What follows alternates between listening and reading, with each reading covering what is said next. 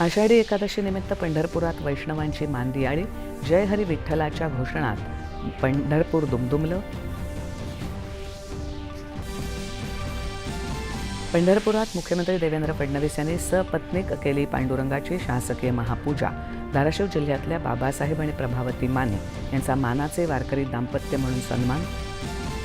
खरीपाचा हंगाम चांगला झाला तरी शेतकऱ्याबरोबर राज्यही सुखी होणार असल्यामुळे राज्यात चांगला पाऊस व्हावा अशी मुख्यमंत्र्यांची पांडुरंग चरणी प्रार्थना.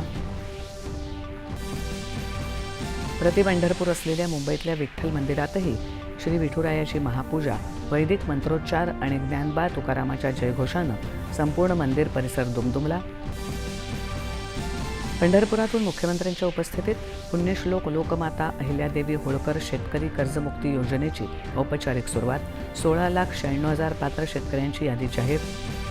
पेपरफुटी प्रकरणामध्ये सहभागी असलेल्यांना कठोरात कठोर शिक्षेची तरतूद असलेल्या विधेयकाच्या मसुद्याला केंद्रीय मंत्रिमंडळाची मंजुरी. पंतप्रधान नरेंद्र मोदी यांनी पेपरफूट प्रकरणी जारी केलेल्या व्हिडिओला देशातल्या तरुणांचा उत्स्फूर्त प्रतिसाद.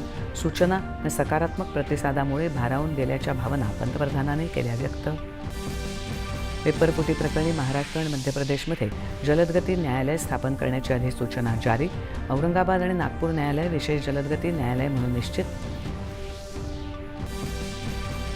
CJP आंदोलक आणि केंद्र सरकारमध्ये चर्चेची दुसरी फेरी.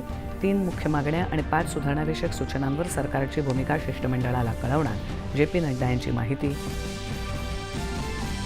आणि ग्लासगो येथे सुरू असलेल्या राष्ट्रकुल स्पर्धेमध्ये भारताच्या जांडू कुमार याची पुरुषांच्या भारोत्तोलन स्पर्धेमध्ये कांस्य पदकाची कमाई. भारताने या स्पर्धेतलं पदकांच्या कमाईचं खातं उघडलं.